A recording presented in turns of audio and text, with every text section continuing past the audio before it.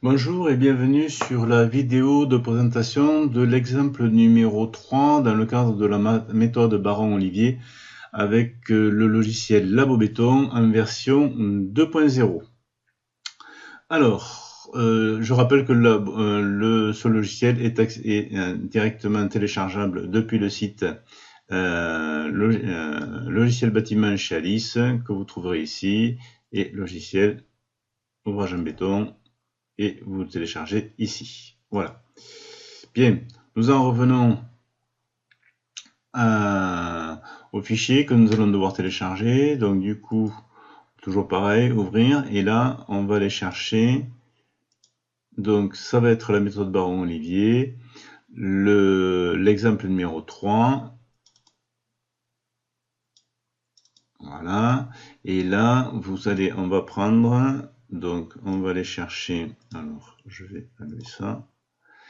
Donc c'est l'exemple 3.2 en béton C2530 XC1 avec fines, et là on va voir un peu apparaître les fines qui commencent à être une spécificité de la méthode Baron-Olivier. Bon, donc on va utiliser deux types de ciments vont être utilisés, soit le CEM 42.5, soit le CEM 32.5. Alors l'exemple que je vais vous montrer, c'est celui avec le CEM 42.5.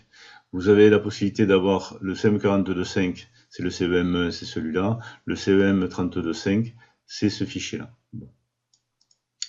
Voilà. Et donc c'est le X2 BO CEM1 que je vais charger. Voilà, je vois bien le X2 BO CEM1, c'est bon. Donc au niveau des exigences de formulation, c'est la même chose c'est les mêmes spécifications que pour l'exemple 1 Baron-Olivier, enfin pour l'exemple 2 Baron-Olivier, excusez-moi. Donc c'est le même que l'exemple précédent, c'est-à-dire l'exemple qui était l'exemple 3.1, si vous voulez. Si vous retrouvez, voilà, là vous avez la notice. Et c'est l'exemple 3.1, béton courant C2530. Donc là, c'est exactement les mêmes exigences de formulation. La seule différence va provenir des fines. C'est ce qu'on va voir maintenant. Donc, méthode de formulation, méthode Baron-Olivier, on se met en XC1, hop, je suis en XC1, c'est bon. Je veux une classe caractéristique en C2530 avec une essence moyenne visée de 30 mégapascal, une ouvrabilité S2, un délai de transport inférieur à 30 minutes, une température de béton frais de 20 degrés, un sable, un gravillon, pas de composition pondérale humide, et toujours pareil, je ne veux pas modifier mon point de brisure A, donc béton non normé, je valide. Au niveau du sable, donc pareil que pour l'exemple 3.1, alors la différence ici, ça va être ça, c'est que ici, cette fois-ci, on passe avec un sable calcaire concassé 0,6 renfermant 10% de fine. Donc 10% de fine et on va être avec une densité de 2,7. Donc hop, 2,7. On passe avec un concassé. C'est pas un sable correcteur, ça change pas. Par contre, teneur en fine 10%. Et c'est tout. Vous ne faites pas d'autres modifications. Et là, c'est bon. Alors, c'est là où il y a une incohérence. Vous verrez dans le fichier, vous pourrez vous amuser. J'ai voulu ici, en fait, garder les 2% et modifier ici, en fait, au niveau de la courbe granulométrique pour avoir quelque chose d'un peu plus cohérent, parce que 10% en teneur de fine, je ne devrais pas me trouver avec un refus cumulé de 891 sur le tamis de 0,80. 10%, ça fait 90. 90 moins 900, je devrais donc me trouver à 810. Et là, je suis à 891. Donc, on voit bien qu'il y a bien une incohérence par rapport à ce chiffre-là. Mais ça, c'est pas la première incohérence que vous verrez dans le bouquin. Donc, on valide. Si vous êtes de doute si ça a bien été pris, ben, il suffit de revenir une deuxième fois et vous voyez bien 10% de 7 concassé. On est bon. Par contre, comme le dit le bouquin, attention, vous devez vous rendre aussi dans le formulaire configuration, onglet formation Baron-Olivier et régler le coefficient de majoration sur le volume d'air et d'eau en cas de granulation à 5%. Donc du coup, je vais bien en configuration, je vais bien en formulation Baron-Olivier et ici, il faut que je me mette à 5%. Puisque c'est la valeur par défaut du coefficient de correction des valeurs de volume d'air et d'eau du tableau D.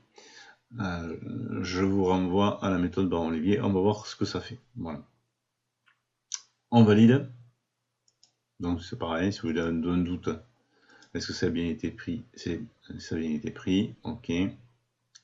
Je vous rappelle simplement pour le formulaire configuration, c'est que si vous voulez après sauvegarder ceci, il faudra faire un sauvegarder et OK. Par contre, si vous voulez vous voulez revenir à configuration par défaut, vous cliquez dessus et ici s'affichera la configuration par défaut. OK. Bien, gravillon, la même chose que l'exemple précédent, que 2.3.1, donc on reste bien enroulé 5.20 avec les mêmes valeurs. Donc on reste toujours sur un siliceux roulé. Alors, là par contre, on n'a pas... on va rester sur ça. Ok. Et ciment et addition, cette fois-ci, donc un CEM 42.5, on fait OK.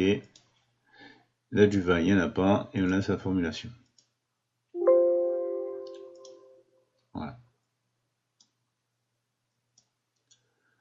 Donc, cette fois-ci, donc on rappelle ce qu'on a vu précédemment, un sable donc concassé, là c'est là c'est enroulé, et donc ici, le KB, il a conservé toujours le 0,55 qu'on retrouve ici, puisque en fait vous vous souvenez que ça vient du coefficient que je mets ici, c'est un siliceux roulé. Alors malgré le fait qu'on ait un sable concassé, bon, ça fait partie un petit peu des limites de la méthode. En fait, vous jouez sur le coefficient KB comme vous voulez. Donc après 200 litres, donc alors là où ça a bonifié, ce qu'on a vu tout à l'heure, c'est que c'est ici.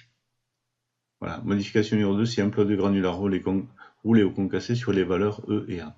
Donc en fait, effectivement, granulat concassé. Donc du coup, j'ai un coefficient K2 qui est devenu 1,05. Voilà. Donc c'est ici à ce niveau-là, effectivement, dans la méthode Baron-Olivier, où je peux avoir une modification. Donc c'est pour ça qu'effectivement, on est à 199, alors que précédemment, on était sur une valeur un petit peu plus haute.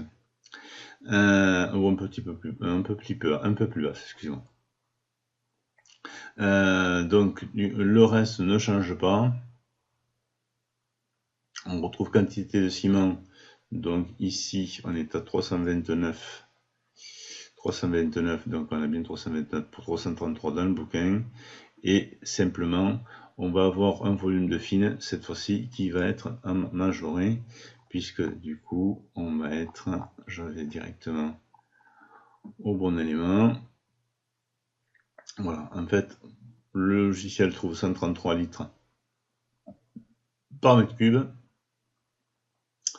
133, et alors que le bouquin trouve 131 litres. Voilà. Donc grosso modo, le logiciel retrouve bien les mêmes valeurs que le bouquin, simplement il y a quand même quelques observations que je vous trouverai ici. Voilà grosso modo pour cet exemple-là qui commence à introduire le concept des fils. Voilà, je vous remercie, à bientôt, au revoir.